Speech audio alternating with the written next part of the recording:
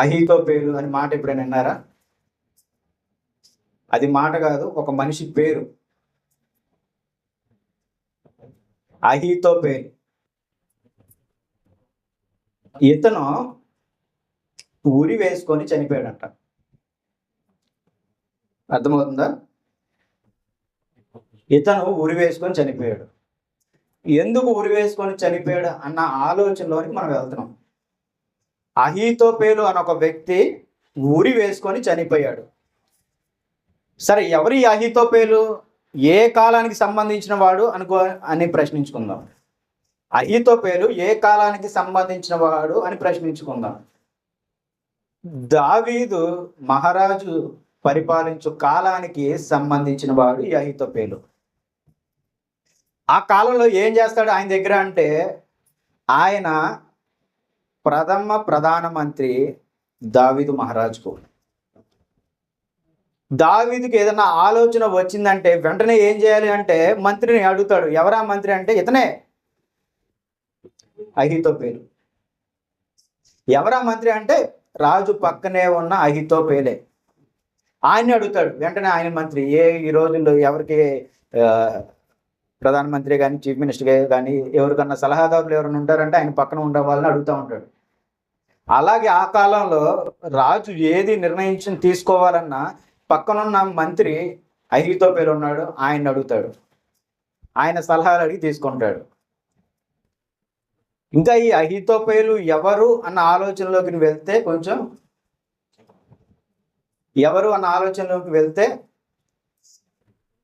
Bathsheba తెలుసా మీకు? తెలుసా బెత్షెబా ఎవరు? మర్చిపోయారా? సొలొమోను తల్లే. అంతకంటే ముందు దావీదు భార్య బెత్షెబా. అంటే దేవునికి విరుద్ధంగా చేసుకున్నటువంటి భార్య బెత్షెబా. ఆ బెత్షెబాకి తాత అవుతాడు ఈ అహీతోపేలు. ముందు నుంచే, భార్యకు కాక ముందు నుంచే అహీతోపేలు దావీదుకు పక్కన మంత్రిగా ఉన్నాడు. ఆయన జ్ఞానం ఎటువంటిదంటే ముందు చూపు జ్ఞానం అన్నమాట. జరగబోయేది కూడా ఆయన ఆలోచన చేసి రాజుకి సలహాలు ఇస్తూ ఉంటాడు అహీతోపేలు. జరగబోయే దాని గురించి కూడా ఆలోచన చేశాడంటే దేవుని జ్ఞానం వల్ల జరగబోయేది కూడా ఆలోచన చేసి దావీదుకు చెప్తున్నాడంటే దేవుడు అహీతోపేలుకి ఎంత జ్ఞానం ఇచ్చాడో మనం ఇక్కడ తెలుసుకోవాలి. మరి అంత జ్ఞానం పొందిన వ్యక్తి, రాజుకు పక్కన మంత్రిగా పనిచేసినటువంటి వ్యక్తి ఉరేసుకొని చనిపోవడం ఏంటి అన్న ఆలోచనలోనికి మనం వెళ్తున్నాం. ఇప్పుడు మీకు అర్థమవుతుందా? నిద్రలు పోకండి, తలకాయలు బాదుకోండి, కావాలంటే నిద్రలు పోకండి. మరి రాజు పక్కన ఉన్న వ్యక్తి, రాజుకు సలహాలు ఇచ్చే వ్యక్తి మరి ఉరేసుకొని చనిపోవడం ఏంటి అన్న ఆలోచనలోనికి మనం వెళ్దాం. నిజానికి ఆ కాలంలో జరుగుతున్నదంతా దావీదు రాజు చేసుకున్నటువంటి పాపం. ఈ మొదటి సమూయేలు, రెండో సమూయేలు, మొదటి రాజులు, రెండో రాజులు చూసుకున్నప్పుడు, ఇవి చూసుకున్నప్పుడు అసలు రాజకీయానికి కావాల్సిన అన్ని తెలివి జ్ఞానాలు అన్ని ఇందులో ఉంటాయి. రాజులను ఎలా చంపాలి, రాజుల నుంచి ఎలా తప్పించుకోవాలి, ఏ పామును కదిలిస్తే ఎటు పక్కకి వెళ్ళొచ్చు, ఎవరిని కదిలించి రాజును అంతకు పంపించాలి, ఎవరిని పంపించి రాజుని మోసం చేయాలి, రాజు ఎవరిని ఎట్లాగా మాయం చేయాలి. ఈ సమూయేలు రాజుల గ్రంథం చూసుకున్నప్పుడు భయంకరమైనటువంటి జ్ఞానం కలిగినటువంటి, మోసం చేసేటటువంటి రాజరికం అనేది ఇందులో ఉంటుంది. దావీదు మహారాజు కొంతకాలం వరకు దేవుని మాట చొప్పున సంతోషంగా బ్రతికాడు. ఎప్పుడైతే బెత్షెబా గురించి ఆలోచన చేశాడో అక్కడ నుండి సమస్యలు దావీదుకు మొదలయ్యాయి. మీ అందరికీ తెలుసు బెత్షెబా గురించి దావీదు చేసినటువంటి తప్పేంటో. బెత్షెబ ఒక సామాన్య సైనికుని భార్య. ఆమెను చూసి ఇష్టపడ్డాడు దావీదు. భర్త ఉన్నప్పటికీ ఇష్టపడ్డాడు కాబట్టి ఆ భర్తను తప్పించి తన భార్యను దావీదుకు భార్యగా చేసుకోవాలని దేవునికి విరుద్ధంగా ఆలోచన చేశాడు దావీదు. అంటే ఎదుటివారి భార్యను ఆశపడ్డాడు. అది దేవునికి తెలియకుండా తన సొంత నిర్ణయం తీసుకొని ఆశపడ్డాడు. ఆ భర్తను చంపించి బెత్షెబాని పెళ్లి చేసుకున్నాడు. దేవునికి విరుద్ధంగా జరిగితే మంచి జరుగుతా? జరగల. వెంటనే ఆ కాలంలో ఉన్న ప్రవక్త ఎవరో తెలుసా? సమూయేలు తర్వాత ఎవరో? నాతాను పంపించాడు. చూడండి 12వ అధ్యాయం జరుగుతున్న మాటలు చూడండి. కావున యెహోవా నాతానును దావీదు వద్దకు పంపెను. అతడు వచ్చి దావీదుతో ఇట్లనెను, ఒకానొక పట్టణమందు ఇద్దరు మనుషులు ఉండిరి, ఒకడు ఐశ్వర్యవంతుడు, ఒకడు దరిద్రుడు. చెప్తున్నాడు, ఉపమాన రీతిగా చెప్తున్నాడు. ఎవరు? నాతాను చెప్తున్నాడు. దావీదు చేసిన పనిని దేవునికి తెలిసింది. దావీదు చేసిన తప్పు పని దేవుడికి తెలిసింది. దేవుడు తెలిసి ఆ కాలమందు ప్రవక్త అయిన నాతానును దావీదు వద్దకు పంపించి మాట్లాడిస్తున్నాడు. ఒక ఇద్దరు వ్యక్తులు ఉన్నారంట. ఒకడేమో దరిద్రుడు, ఇంకొకడేమో ఐశ్వర్యవంతుడు. ఒకడు దరిద్రుడు, ఇంకొకడేమో ఐశ్వర్యవంతుడు. అయితే దరిద్రుడు అంటే పేదరికం కలిగినటువంటి వాడు అన్నమాట. మనం చుట్టుకునే దరిద్రం కాదు. దరిద్రం అంటే పేదరికం కలిగినటువంటి వ్యక్తి. ఈ ఐశ్వర్యవంతుడి దగ్గర 100 గొర్రెలు ఉన్నాయి. మీకు అర్థమయ్యేలా చెప్తున్నా. ఈ ఐశ్వర్యవంతుని దగ్గర ఎన్ని గొర్రెలు ఉన్నాయి? 100 గొర్రెలు ఉన్నాయి. ఈ పేదవాని దగ్గర 2 గొర్రెలు ఉన్నాయి. అంతే కదా? ఈ పేదవాని దగ్గర 2 గొర్రెలు ఉన్నాయి. ఈ ఐశ్వర్యవంతుని దగ్గర 100 ఉన్నాయి. సరే, ఒకటే ఉంది అనుకుందాం. సరే, ఒకటే ఉంది. ఈ పేదవాని దగ్గర 1 గొర్రె ఉంది. ఇప్పుడు దొంగ వచ్చాడు.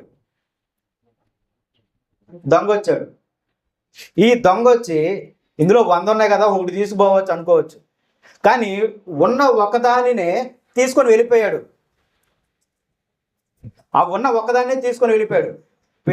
పేదరికంలో ఉన్నవాడు ఇంకా ఏమవుతాడు? ఆ గొర్రెపిల్లని తీసుకొని వెళ్ళిపోతే ఇంకా పేదగానే అయిపోతాడు.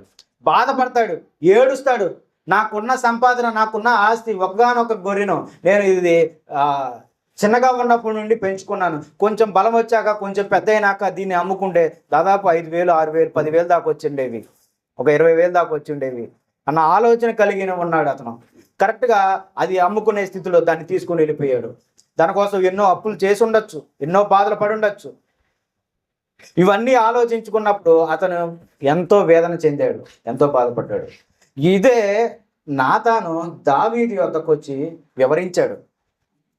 ఇద్దరు వ్యక్తులు ఉన్నారు. ఒకడు ఐశ్వర్యవంతుడు, ఒకడు దరిద్రుడు. ఈ దొంగ వచ్చి దరిద్రుడి దగ్గర ఉన్న ఒకగానొక గొర్రె పిల్లని ఎత్తుకుపోయాడు. ఐశ్వర్యవంతుడి దగ్గర ఉన్న 100 గొర్రెలను అట్లాగే ఉంచాడు. ఇది నాతాను దావీదు దగ్గరికి వచ్చి వివరించాడు. దీనికి నువ్వు సమాధానం ఏంటి అని నాతాను దావీదు అడిగినప్పుడు, ఆ వ్యక్తి దొంగను శిక్షించాలి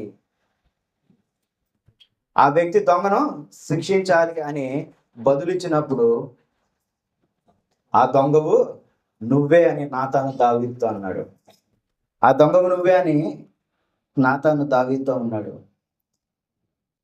7వ వచనం చూడండి.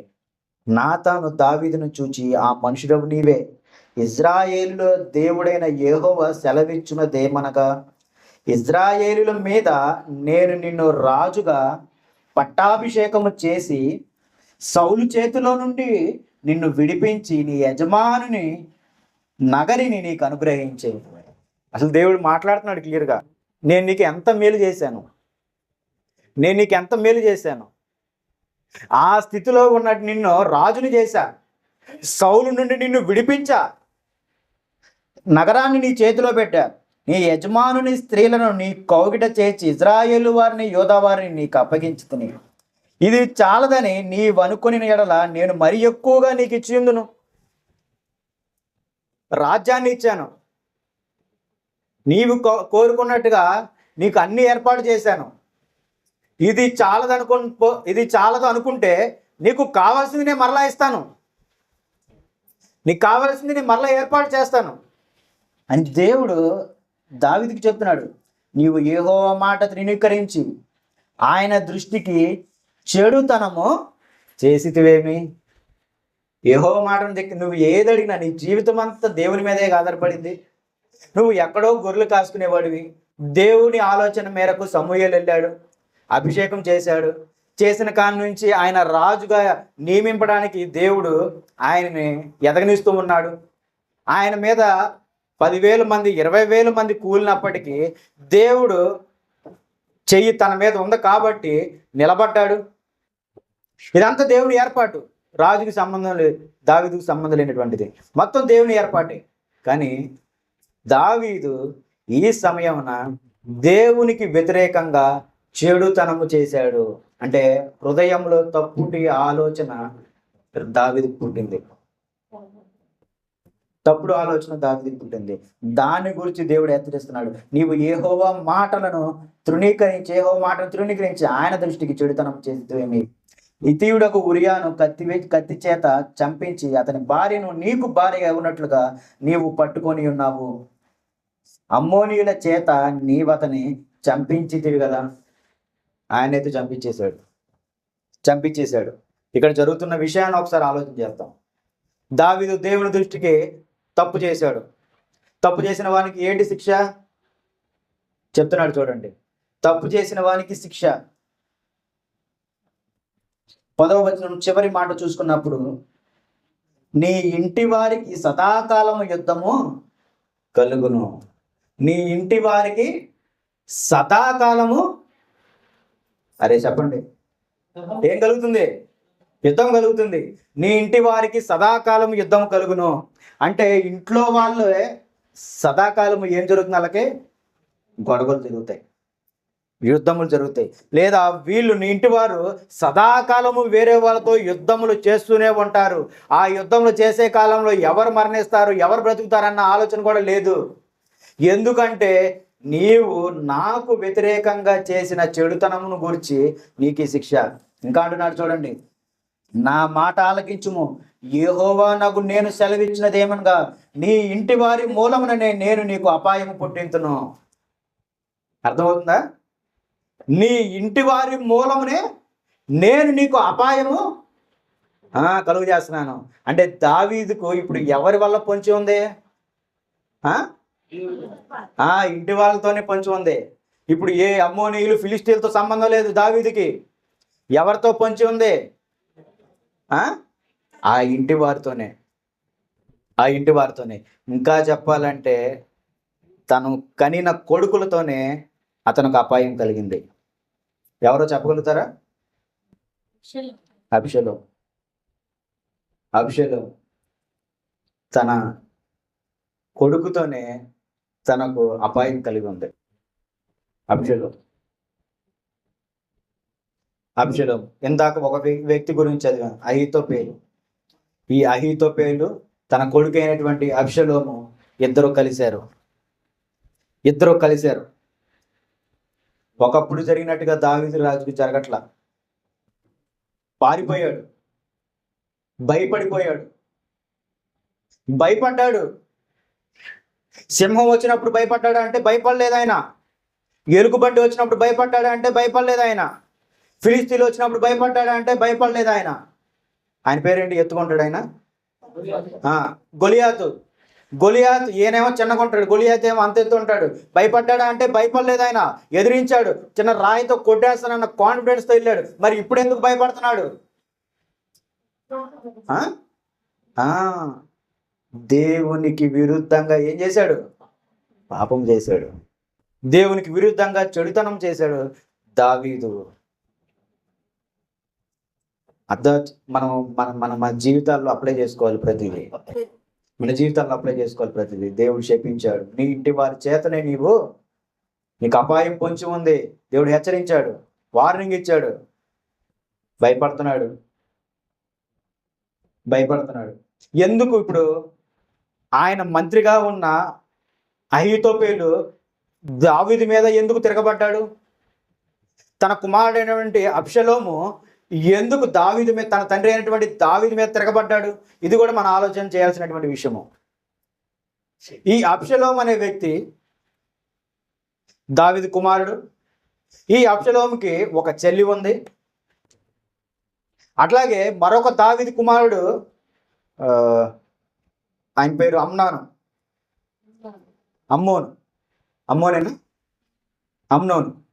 ఆయన మరొక కుమారుడు అమ్నోను. ఈ అమ్నోను అనే వ్యక్తి, మరొక కుమారుడు వ్యక్తి అబీషోలేము చెల్లిని పామారుని ఇష్టపడతాడు. తామారుని ఇష్టపడతాడు. కొంచెం రిఫరెన్స్ ఉంటే తెలియజేయండి నాకు. తామారుని ఇష్టపడతాడు. అర్థమవుతుంది? ఆ పేర్లు మన పేర్లు కాదు, అవి చాలా దిక్మక పేర్లు. అబీషోలేమో, అహితో పేర్లు, తామారు. ఎవరు అన్న చెల్లెలు చెప్పండి ఇప్పుడు. మీరు కాదు, ఆగండి. ఎవరు అన్న చెల్లెలు?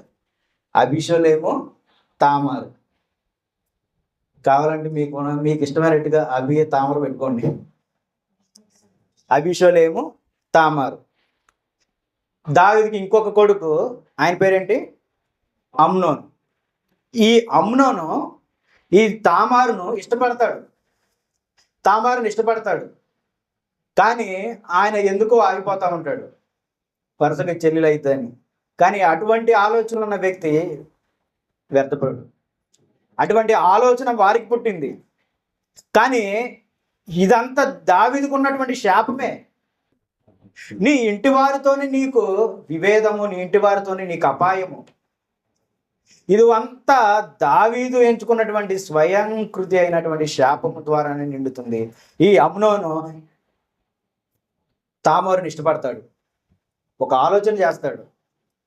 తన తండ్రి చేతనే తన ఇంటికి తెప్పించుకోవాలన్న ఆలోచన చేసి పడుకుంటాడు. ఒంట్లో బాగాలేదని పడుకుంటాడు. తన సహోదరుడు, ఇంకొక సహోదరుడి చేత పిలిపిస్తాడు. తండ్రిని పిలిపించి, నాకు ఒంట్లో బాగాలేదు, ఈరోజు తామరుని పంపించి నాకు వంట చేయమని నువ్వు చెప్పు అంటే, తండ్రి వెంటనే తామరుని పంపించి, ఇదిగో అన్నకు బాగలేదు, వంట చేసి పెట్టమని తన చెల్లి అక్కడికి వెళ్తే, తన ఆలోచన, భయంకరమైనటువంటి ఆలోచన ద్వారా తన చెల్లిని ఇబ్బంది పెడతాడు, పాడు చేస్తాడు. ఈ తామరు వెళ్ళి తన అన్న అయినటువంటి ఎవరు అబీషలోముకి వెళ్ళి చెప్తుంది. నాకు జరిగినటువంటి అవమానం అబీషలోముకి చెప్పినప్పుడు విన్నాడు. ఇప్పుడు ప్రారంభమయ్యేది ఏంటంటే ఇప్పుడు ఈ అబీషలోము ఎవరి మీద కోపంతో ఉంటాడు? అమ్నోని మీద కోపంతో ఉంటాడు. అమ్నోని మీద కోపంతో ఉండి ఎప్పుడెప్పుడు అమ్నోని చంపుదామా అని చూస్తూ ఉంటాడు. వెంటనే వెళ్ళి చంపడానికి లేదు. ఎందుకంటే రాజుకి తన సైన్యం తనకుంటది, వారి కుమారులకు తన సైన్యం తనకుంటాయి, వారి కుమారులు కూడా వారి సైన్యాలు వాళ్ళకు ఉంటాయి. కాబట్టి ఒక మంచి ఆలోచన కోసం ఎదురు చూశాడు. అబీషలోము అక్కడ ఉన్న రాజులందరినీ ఒకరోజు విందుకు పిలిపించినప్పుడు అమ్నోను కూడా ఆ విందులో ఉన్నాడు. వెంటనే తన సైనికులు చెప్పి, అమ్నోను బాగా తాగి మత్తై ఉన్నాడు కాబట్టి అతన్ని చంపేయండి అని అబీషలోము ఆజ్ఞాపించాడు. వెంటనే వెళ్ళి అమ్నోను వారి సైనికులు చంపేశారు. అంటే ఎవరు చనిపోయారు? ఇప్పుడు దావీదు కుమారుడు చనిపోయాడు.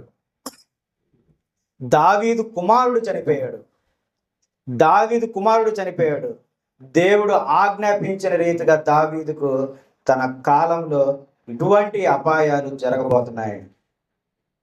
దేవుడు ఆజ్ఞాపించిన రీతిగా, నేను నీకు ఆజ్ఞాపించాను, నీ ఇంటి వారు యుద్ధం చేసుకుంటారు, నీ ఇంటి వారు వల్లనే నీకు అపాయము కలుగుతుంది అని అబీషలోము అమ్నోను చంపేసి పారిపోయాడు. అబీషలోము పారిపోయాడు. దావీదుకు తెలుసు జరగబోయే విషయాలన్నీ దావీదుకు తెలుసు. ఏడ్చుకున్నాడు.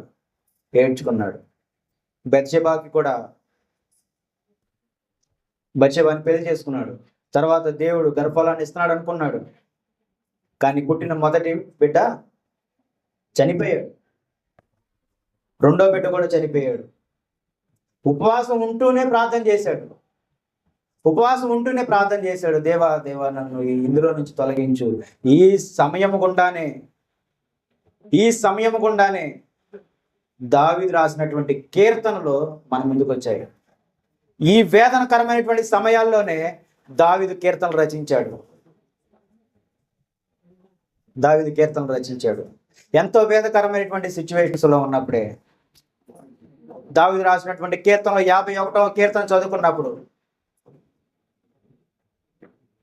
భక్తుల వల్ల డిస్టర్బెన్స్. దావీదు గారు రాసినటువంటి కీర్తనలో ఉన్న 51వ కీర్తనలో క్లియర్గా దేవుడు చెప్పాడు, మనం దావీదు గారు రచించారు. దేవా నీ కృప చొప్పున నన్ను కరుణించుము, నీ వాత్సల్య బాగుల నుంచి చొప్పున నన్ను కరుణించుము. నేను చేసిన పాపం నా కళ్ళ ముందే ఉంది, హిమము కంటే తెల్లగా ఉన్నట్లు నన్ను కడుగుము. నా తల్లి గర్భం నుండి నేను పాపం చేసిన వాడును అని వేదనకరంతో దేవుడిని అడుగుతూనే ఉన్నాడు. ఈ దావీదు రాసినటువంటి కీర్తనలు మన గురించే రాశాడు. అది ఆయన జీవితంలో జరిగినటువంటి ద్వారా కీర్తనలు రచించాడు. ఎంతో వేదనకరమైనటువంటి సిచ్యువేషన్స్. ఒకసారి చూడండి, 2 సమూయేలు 12లో ఎంత 9 నుంచి 12 వరకు చదువుకున్నప్పుడు దేవుడు ఎంత కఠినంగా దావీదుతో మాట్లాడాడో ఒకసారి చూడండి. 12వ అధ్యాయము 9వ వచనం నుండి నేను చదువుతాను జాగ్రత్త. నీవు యెహోవా మాటను తృణీకరించి ఆయన దృష్టికి చెడుతనము చేసితివేమి. హితీయుడకు ఉరియాను కత్తి చేత చంపించి అతని భార్యను నీకు భార్యగా యగునట్లుగా నీవు పట్టుకొని ఉన్నావు. అమ్మోనీయుల చేత నీవు అతన్ని చంపించితివి కదా. నీవు నన్ను లక్ష్యము చేయక హితీయుడకు ఉరియా భార్యను నీకు భార్య యగునట్లు తీసుకొని నందున నీ ఇంటి వారికి సదాకాలము యుద్ధము కలుగును. అలాగే నా మాట ఆలకించుము. యెహోవానగు నేను సెలవిచ్చినదేమనగా నీ ఇంటి వారి మూలముననే నేను నీకు అపాయమును పుట్టింతును. నీవు చూచుచుండగా నేను నీ భార్యలను తీసి నీ చేరువ వానికి అప్పగించెదను. చూడండి, దేవుని శాపం ఏ రీతిగా ఉంటుందో. దేవుని కోపం శాపం కూడా కాదు, దేవుని కోపం. దేవుడు ఎంతగా ప్రేమించాడు దావీదును. గొర్రెలు కాసుకున్న వాడిని తీసుకుని వెళ్ళి ఎక్కడ నిలబెట్టాడు? రాజుగా సింహాసాన్ని ఇచ్చాడు. ఒక వ్యక్తి రాజుగా అయ్యాడంటే ఆయన తరం అంతా ఎట్లా ఉంటుంది? రాజరికంతోనే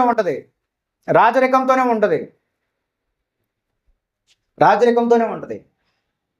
అంత స్థాయిని దావీదుకి ఇచ్చాడు దేవుడు. నిలబెట్టగలడు దేవుడు, వారిని అక్కడి నుండి దింపగలడు దేవుడు.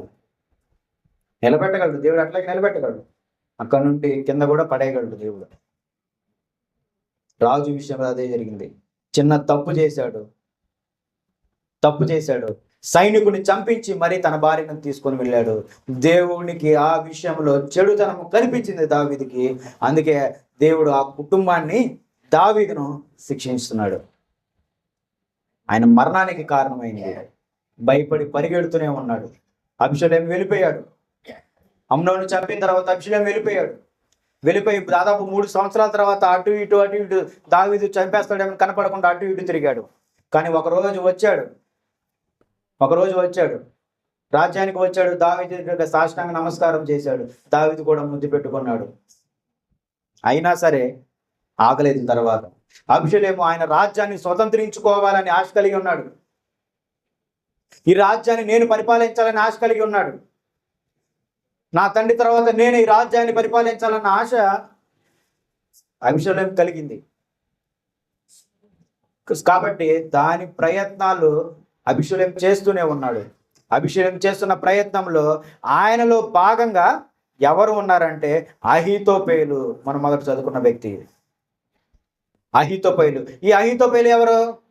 దావీదుకు మంత్రి. ఇప్పుడు ఆ మంత్రి కూడా ఎవరితో కలిశాడు? అబీషలోము.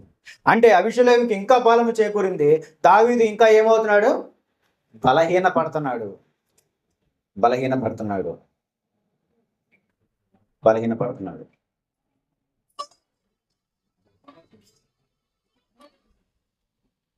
బలపడుతున్నాడు అభిషేలేము. దావీదు వేరొక చోట ఉన్నప్పుడు ఇంకా ఆలోచన చేస్తున్నారు దావీదును ఎలా చంపాలి అని. దావీదును చంపడానికి ఆలోచన చేస్తున్నారు అభిషేలేము అలాగే అహీతోపెలు. నీ తండ్రి వేరొక చోట ఉన్నాడు, బలహీనుడై ఉన్నాడు, కాబట్టి ఈ రాత్రి సమయంలో ఒక 12,000 మందిని తీసుకొని వెళ్ళి నీ తండ్రిని ఒక్కడినే నేను చంపేస్తాను, కాబట్టి ఆ తర్వాత నిమిషం నుంచి నీవే రాజువు అని అహీతోపెలు అన్నాడు. ఎందుకు అహీతోపెలు రాజు నుంచి పక్కకు వచ్చాడు? అభిషేలోము దావీదును చంపడానికి ఆయనకు ఒక కారణం ఉంది. ఆ కారణాన్ని వివరించాను. ఇప్పుడు మరి అహీతోపెలు కూడా దావీదును చంపడానికి కారణం ఎంచుకున్నాడు. ఏ కారణం అయి ఉంటుందంటే పరిశుద్ధ గ్రంథంలో తేటగా క్లియర్గా రాయబడలేదు, కానీ అది మనం ఆలోచన చేసుకోవచ్చు.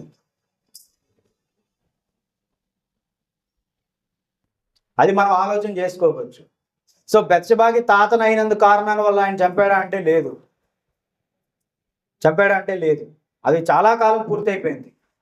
ఆ పగతో ఆయన లేడు. కానీ మనం ఆలోచించాల్సినటువంటి విషయం ఏంటంటే దేవుడు ఈ అహీతోపెలుకి ఒక జ్ఞానం ఇచ్చాడంట. మంచి జ్ఞానం ఇచ్చాడు అహీతోపెలుకి. 4 తరాల పాటు ఆలోచన చేసే అంతటి జ్ఞానము ఈ అహీతోపెలుకి ఇచ్చాడంట. దేవుడు ఇచ్చాడు. ఇది దేవుని వల్ల పొందినటువంటి జ్ఞానము.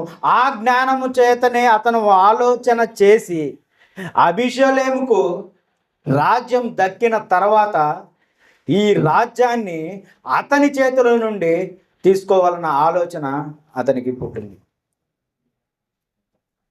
అర్థమవుతుందా? ఇంకేదన్నా స్టోరీ అంటున్నా? అర్థమవుతుంది. మాటలో చాలా కన్ఫ్యూజన్ ఉంటుంది. దీని సారాంశం నేను ముగింపు తర్వాత చెప్తాను. మళ్ళా అహీతోపెలు ముందు చూపు ఉంది కాబట్టి అబీషలోము తర్వాత ఆయన రాజుగా నియమింపబడాలని, లేదా దావీదు కొంతకాలమే ఉంటాడు. ఇప్పుడు అబీషలోమును మనం అంటు పెట్టుకున్నామంటే ఆయన దగ్గర మనకి పదవులు దక్కచ్చు. ఏదో ఒక ఆలోచనతో ఆయనతో కలిసి తన తండ్రి అయినటువంటి రాజును చంపాలనుకుంటున్నాడు ఈ అబీషలోము అలాగే అహీతోపెలు. ఒక ప్లాన్ వేశాడు. ఏంటి ఆ ప్లాన్ అంటే, నేను 12,000 మందిని తీసుకొని వెళ్ళి నీ తండ్రి అయినటువంటి దావీదుని నేను చంపేస్తాను అన్న ఆలోచన. ఇక్కడ దావీదు కూడా ఇంకొక ఆలోచన చేశాడు. నా తమ్ముడు అహీతోపెలు ఇద్దరు కలిసి నన్ను చంపబోతున్నారని. ఆయనతో పాటు మరొక వ్యక్తి ఉన్నాడు దావీదు గారితో పాటు. ఆయన కూడా ఒక విధంగా సలహాదారుడే. ఆయన 2వ సలహాదారుడు 3వ సలహాదారుడు అవ్వచ్చు. ప్రథమ సలహాదారుడు అయితే అహీతోపెలే. 2వ సలహాదారుడు 3వ సలహాదారుడు అవ్వచ్చు. ఆయన పేరు ఒకటి ఉంది. ఆయనకి దావీదు చెప్పాడు, నీవు అబీషలోము దగ్గరికి వెళ్ళు, మంచిగా ప్రవర్తన చేసుకో, మంచి చేసుకో. అక్కడ అహీతోపెలు చేసే కుట్ర ఆలోచనలన్నీ నువ్వు అక్కడే మళ్ళించి జరగబోయే విషయాన్ని ఎవరితోనైనా నా యొద్దకు పంపించి నాకు తెలియజేయి. దాన్ని బట్టి నేను ఏం ఆలోచన చేయాలో నేను నిర్ణయించుకుంటా అని దావీదు అతని 2వ మంత్రి అయినటువంటి వ్యక్తిని అక్కడికి పంపించాడు. ఇప్పుడు అబీషలోము అహీతోపెలు ఇటువంటి 12,000 మందిని తీసుకొని వెళ్ళి అతను చంపాలన్న ఆలోచన చేసినప్పుడు వెంటనే అతను అది మంచి ఆలోచన కాదు. దావీదు ఒక్కడే ఉండడు, అనేక మంది ఉంటారు. కాబట్టి ఆ యుద్ధంలో ఉన్న అనేక మంది నీ సైన్యం కూడా చనిపోవచ్చు. కొంతకాలం ఆగుదాం, కొంతకాలం నిలబెడదాం అన్న ఆలోచన చెప్పి అతని దారిని అహీతోపెలు దారిని మళ్ళించేస్తాడు. కాబట్టి ఎవరైతే 3వ వ్యక్తి వచ్చాడో, ఇంకో మంత్రి ఎవరైతే వచ్చారో ఆ మంత్రి మాట అబీషలోము విన్నాడు. వినేసరికి ఎంతకాలం నేను ఇతని పక్కన ఉన్నా, అహీతోపెలు అనుకుంటాడు, ఎంతకాలం నేను ఇతని పక్కన ఉన్నా, కానీ ఈరోజు నా మాట ధిక్కరించాడు, కాబట్టి నేను ఆశించింది ఇక్కడ కూడా వ్యర్థమైపోయింది అని అనుకొని బాధతో వెళ్ళి ఉరి వేసుకొని చనిపోతాడు. ఉరి వేసుకొని చనిపోతాడు. ఇంకా అభిషేలేమో ఆయన మాట వినట్లేదు. ఎవరైతే ఆ మూడో వ్యక్తి వచ్చాడో, వేరొక మంత్రి వచ్చాడో, ఆ మంత్రి మాట వినటము, ఇంకా ఆయనతో కలిసి నడవటమే జరుగుతుంది. కానీ అహీతోపెలు మాట వినట్లేదు అభిషేకం. కాబట్టి అర్థమైపోయింది, ఇంకా మన జీవితము ఇక్కడతో ఆగిపోయింది అని తనంతట తాను తన మాట ధిక్కరించడం వల్ల అది సిగ్గుపడిపోయి వెళ్ళి ఉరి వేసుకున్నాడు. ఎవరు? అహీతోపెలు ఉరి వేసుకున్నాడు. పరిశుద్ధ గ్రంథంలో మనం చూసుకున్నప్పుడు మొట్టమొదటి ఉరి వేసుకున్న వ్యక్తి అహీతోపెలు. పరిశుద్ధ గ్రంథంలో మనం చూసుకున్నప్పుడు మొట్టమొదటిసారిగా ఉరి వేసుకున్న వ్యక్తి ఎవరంటే ఈ అహీతోపెలే. రెండో వాళ్ళు ఎవరు? ఇస్కరియోతు యోధ. వీళ్ళిద్దరే పరిశుద్ధ గ్రంథంలో ఉరి వేసుకొని చనిపోయిన వాళ్ళు వీరిద్దరే. ఒకళ్ళు అహీతోపెలు, రెండు ఇస్కరియోతు యోధ. ఇది గుర్తుపెట్టుకోండి. అహీతోపెలుకి దేవుడు ఎంతో జ్ఞానాన్ని ఇచ్చాడు, ఎంతో జ్ఞానం ఇచ్చాడు. 4 తరాలు ముందు చూపు ఆలోచన చేసే జ్ఞానం ఇచ్చాడు. ఎప్పుడైతే దావీదుని చంపాలనుకున్నాడో, ఎప్పుడైతే తన సొంత ఆలోచన చేసి ఏదో ఒక రోజు నేను ఈ రాజ్యానికి రాజును అవ్వాలని ఆలోచన చేశాడో, దేవుడు అప్పటి నుంచే అతనికి ఉన్న జ్ఞానాన్ని అంతటిని తీసివేశాడు. ఎప్పుడు ముందు చూపుగా ఆలోచించే అతను దావీదు విషయంలో, దావీదు మరణం విషయంలో ఆలోచన చేశాడు. కానీ ఆ ఆలోచన దేవుని ఆలోచన కాదు, దేవుని ఆలోచన కాదు. అది ముందు చూపు ఆలోచన కాదు. అక్కడే దేవుడు అతన్ని విడిచిపెట్టాడు, నశించిపోయాడు. ఇక్కడ ఒక మాట మనం నేర్చుకుందాము. దావీదు గారు రాసిన కీర్తనలో, దావీదు గారు రచించినటువంటి కీర్తనలో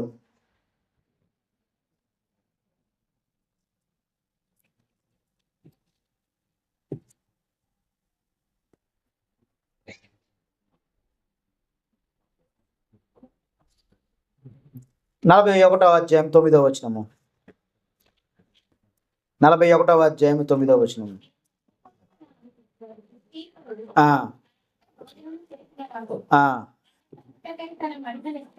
41:9 నేను చదువుతాను చూడండి. నేను నమ్ముకొని నా విహితుడు నా ఇంట భోజనం చేసిన వాడు నన్ను తన్నుటకై తన మడిమే నెత్తెను. ఎవరు చెప్తున్నారు ఈ మాట? దావీదు చెప్తున్నాడు. నాతో ఉన్నవాడే ఎవరు? అహీతోపెలు. నా ఇంట భోజనం చేసిన వాడే ఎవరు? అహీతోపెలు. ఈరోజు ఏం చేశాడు? తనను చంపడానికి వస్తున్నాడు అని దావీదు ఎవరికి ప్రార్థన చేశాడంటే దేవునికి ప్రార్థన చేశాడు. ప్రతి విషయమునందును దావీదు దేవునికి ప్రార్థన చేశాడు. దావీదు చేసినటువంటి తప్పుకి అతని జీవితం ఈ రీతిగా అయిపోయింది. అయినా సరే దావీదు దేవుని కోరుతూనే ఉన్నాడు. మొదటి బిడ్డ చనిపోయింది, రెండో బిడ్డ చనిపోయింది, మూడో బిడ్డ కోసం మళ్ళీ దేవుని ప్రార్థించినప్పుడు ఇదిగో సొలొమోను పుట్టాడు. ఆ సొలొమోను రాజుగా చేశాడు. తప్పు చేసినప్పటికీ మరలా దేవుళ్ళలోనికి తిరిగి వచ్చాడు. ఎవడో? దావీదు మరలా దేవుళ్ళలోని తిరిగి వచ్చాడు. రోజు మనకు అదే చేస్తున్నాడు దేవుడు. చిన్న చిన్న కోపాలు, ద్వేషాలతో మనం చేసినటువంటి తప్పుల వల్ల మరలా దేవుడు పిలుచుకుంటున్నాడు మనల్ని. మరలా ఆయన సన్నిధికి పిలుచుకుంటున్నాడు నన్ను. నీ తప్పులు ఒప్పుకొని ఆయన సన్నిధికి రమ్మంటున్నాడు దేవుడు. నిజంగా దేవుడు పెట్టేటటువంటి ఆ శ్రమలు మీ మీద పెడితే మనం ఎవరం బ్రతకం. ఆ శ్రమలు మన మీద పడితే మనం ఎవరం బ్రతకం. ఆ రోజు శత్రువులు ఉన్నారు కాబట్టి బ్రతికించుకోవడానికి ఎక్కడికి పారిపోతామని చెప్పి వీళ్ళు పారిపోయారు. కానీ ఈరోజు మనమైతే అనారోగ్యాలు తెచ్చుకుంటున్నాం. ఏ హాస్పిటల్కి పరిగెడతామని చెప్పి పరుగులు పెడుతున్నాం మనం. ఆలోచన చేయండి. దేవుని జ్ఞానం నీకు ఎంతో ఇంపార్టెంట్. ఈరోజు దావీదు తన దేవునికి విరుద్ధంగా చేసిన పాపం వల్ల దేవుడే చెప్పాడు, నాకు వ్యతిరేకంగా నువ్వు చెడుతనం చేశావు కాబట్టి నీ ఇంటి వారితోనే నీకు అపాయం కలుగుతుందని దేవుడు దావీదుతో చెప్పాడు. అందులో భాగంగానే ఈరోజు అహీతోపెలు ఎంతో జ్ఞానం ఇచ్చాడు అహీతోపెలుకి. కానీ ఆ జ్ఞానము అతను మంచిగా ఉపయోగించుకోవాలా, చెడుకు ఉపయోగించుకుందామని చేశాడు. ఎప్పుడైతే చెడుకు ఉపయోగించుకుందామని చేశాడో అతని మరణం అతనికే వచ్చేలాగా దేవుడు అతని జీవితాన్ని నిలబెట్టాడు. అతని జీవితాన్ని అట్లాగే నడిపించాడు దేవుడు. కాబట్టి మరొక ఆలోచన చేద్దాం. దావీదు రాసినటువంటి కీర్తనలో 55వ దావీదు కీర్తన 12వ అధ్యాయము. చేసుకొని మనం ముగించుకుందాం. మరొక వారం మరలా, నన్ను దూషించువాడు శత్రువు కాడు, శత్రువైన యెడల నేను దాన్ని సహింపవచ్చును. నా మీద మిట్టిపడివాడు నా యందు పగబట్టిన వాడు కాడు, అట్టి వాడైతే నేను దాగి ఉండవచ్చును. వీడు బయట వాళ్ళు ఎవరు కాదు. ఎవరు చంపుతున్నారంటే ఆయన కుటుంబంలో ఉన్నవారే చంపుతున్నారు. ఆయన కుటుంబంలోనే ఉన్నవారు చంపుతున్నారు. ఇది దావీదు మరణ భయంతో పాటు నా అనుకున్న వారే నన్ను చంపుతున్నారన్న వేదన కూడా దావీదుకు రెండింతల బాధగా, రెండింతల వేదనగా ఉంటుంది దావీదుకు. ఆలోచన చేద్దాం. దీనివల్ల మనం నేర్చుకున్నాం.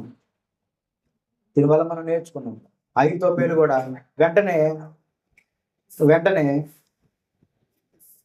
అబీషాలోము కాదన్నప్పుడు అతను హట్ అయిపోయాడు. వెంటనే అవమానపడ్డాడు. అవమానాన్ని సహించలేదు. అవమానపడి వెంటనే వెళ్ళి ఊరేసుకొని చనిపోయాడు. మనం కూడా అన్ని విషయాల్లో ఒక్కోసారి బాధపడుతూ ఉంటాం, ఒక్కోసారి హట్ అవుతూ ఉంటాం. నిలబడాలి. మొత్తం దేవుడే చూసుకుంటున్నాడు. మొత్తం దేవుని ఆలోచన చేస్తున్నాడు నీ గురించి. నీ సొంత నిర్ణయాల వల్ల నీకు ఎటువంటి ఉపయోగం లేదు. దేవునికి విడిచిపెట్టు. నా చేతుల్లోనే ఉంది, నేనే దీన్ని నెరవేర్చుకుంటాను, నేనే దీన్ని తీసుకుంటానంటే ఏదో ఒక రోజు నువ్వు హఠాత్తుకు పడిపోతావు. దేవుని చిత్తానికి వదిలేసేయి, దేవుని నిర్ణయం చొప్పున వదిలేసేయి.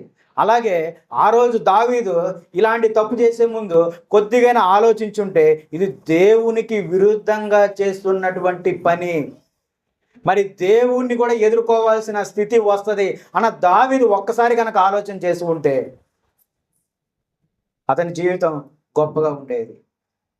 తన పిల్లలతో గొప్పగా ఉండేవాడు. కానీ ఆలోచనగా ఆలోచన చేయదా. కానీ మనల్ని అయితే దేవుడు ఆలోచన చేయమంటున్నాడు. నువ్వు చేసే ప్రతి పనిని బట్టి నువ్వు ఆలోచన చెయ్యి. నువ్వు చేసే ప్రతి కార్యమును గురించి నువ్వు ఆలోచన చెయ్యి. ఆ ఆలోచన వల్లనే నిన్ను కాపాడుకోగలుగుతావు. నీ కుటుంబం కూడా నువ్వు నిలబెట్టుకోగలుగుతావు. ఎంత ఘోరమైనటువంటి శాపం. తన కుటుంబానికి దూరంగా, తన బిడ్డలకు దూరంగా, తన బిడ్డలతోనే తనకు అపాయం కలిగే విధంగా దావీదు ఎంత మరణ వేదన పడి ఉంటాడు, ఎంత శోధన పడి ఉంటాడు. దావీదు మహారాజుకే నిత్యము ప్రార్థన చేసే దావీదుకే ఆ స్థితి వస్తుందంటే మానవుడు అల్పుడు అయినటువంటి మనకి ఎటువంటి స్థితి వస్తుంది? ఇవన్నీ దులుపుకొని నువ్వు బ్రతకవచ్చు. కానీ నీ జీవితం వ్యర్థమే. నువ్వేం చేస్తున్నావు ఒక్కసారి నువ్వు ఆలోచన చేసుకో. నిజమైనటువంటి క్రైస్తవుడిగా నువ్వు ఉంటున్నావా? నిజమైనటువంటి దేవుని బిడ్డగా నువ్వు ఉంటున్నావా? అంటే లేము. ఇష్టారాజ్యంగా మనం బ్రతుకుతున్నాము. దేవుని యందు భయభక్తులు లేకుండా మనం జీవిస్తున్నాము. దేవుడు ప్రతి ఒక్కరికి హెచ్చరిక చేస్తున్నాడు. నా బిడ్డ అనేటటువంటి వాడు నా ఇష్టం చొప్పున, నా చిత్తం చొప్పున మీరు బ్రతకాలి అని దేవుడు మనల్ని అందరినీ హెచ్చరిస్తున్నాడు. వేరొక ఆలోచన మనసులో, హృదయంలో పెట్టుకోవద్దు. నీ తండ్రి అయిన దేవుడు నీకు తోడుగా ఉన్నాడు. ఆయన ఆలోచన చొప్పున నీవున్నాడు. నీవు, నీ కుటుంబము, నీ బిడ్డలు సంతోషంగా సంఘంలో నిలబెడతారు. దేవుడు కూడా మీకు సహాయంగా ఉంటాడు. మనందరికీ దేవుడే సహాయము. ఏ ప్రభుత్వాలు ఏమీ చేయవు, ఏ మానవుడు ఏమీ చేయడు, ఏ మనిషి నీకు సహాయంగా ఉండడు. దేవుడు మాత్రమే నీకు సహాయంగా ఉంటాడు. ఆయన ఒక మొట్టిగా వేస్తాడు, మరలా దానికి ఆ గాయం కట్టేది కూడా ఎవరు? దేవుడే. దేవుని నమ్ముకో. ఆయనకు వేరుగా ఉండి ఏమైనా చేస్తారా మీరు? ఆయనకు వేరుగా ఉండి మనం ఎవ్వరు ఏమీ చేయలేము. కాబట్టి తొందరపడి ఏదో చేయాలన్న ఆలోచనలోకి వెళ్ళొద్దు ఎవరు. దయచేసి ప్రశాంతంగా ఆలోచించండి, ప్రశాంతంగా కనిపెట్టుకోండి. అపవాది పొంచి ఉన్నాడు. నువ్వు కొంచెం దేవునికి విరుద్ధంగా బ్రతికావంటే వాడు నీ మీదకి ఎక్కి దూకేస్తాడు. వాడు పెట్టే దానికి నువ్వు తట్టుకోలేవు. మళ్ళా ఆ నెప నువ్వు దేవుని మీద నెడతా ఉంటావు.